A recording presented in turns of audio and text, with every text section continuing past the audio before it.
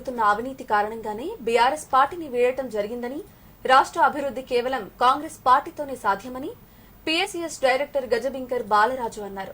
సిద్దిపేట జిల్లా దుబ్బాక మండలంలోని కాంగ్రెస్ పార్టీ కార్యాలయంలో పీఎస్సీఎస్ డైరెక్టర్లు కాంగ్రెస్ పార్టీ నాయకులతో కలిసి నిర్వహించిన మీడియా సమావేశంలో ఆయన మాట్లాడారు. కాంగ్రెస్ పార్టీ చేస్తున్న అభివృద్ధి సంక్షేమ పథకాలకు ఆకర్షితులై పార్టీలో చేరటం జరిగిందని అన్నారు. పీఎస్సీఎస్ లో అనేక అవినీతి అక్రమాలపై అనేకసార్లు పార్టీ దృష్టికి తీసుకెళ్లినా ఎలాంటి చర్యలు చేపట్టలేదని ఆరోపించారు. ఈ కారణం వల్లే బీఆర్ఎస్ పార్టీకి రాజీనామా చేసి కాంగ్రెస్ పార్టీలో చేరినట్లు తెలిపారు. ఈ పార్లమెంటు ఎన్నికల్లో బీసీ వర్గానికి చెందిన కాంగ్రెస్ అభ్యర్థి నీలం మధును భారీ మెజారిటీతో ఓట్లు వేసి గెలిపించాలని ప్రజల్ని కోరారు.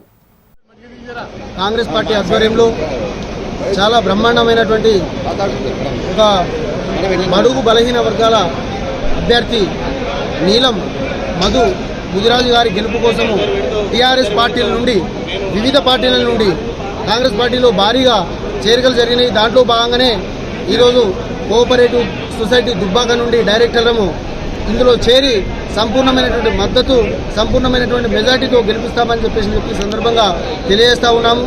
అట్లనే ఆ ప్రభుత్వం యొక్క విధానాలు సరిగా లేని కారణంగా డైరెక్టర్లు అందరం కలిసి ఇందులో చేరడం జరిగింది. ఈ సందర్భంగా మేము భారీ మెజార్టీతోనే నీలం మధు ముదిరాజు గారిని గెలిపించుకుంటామని చెప్పి తెలియజేస్తా ఉన్నాం.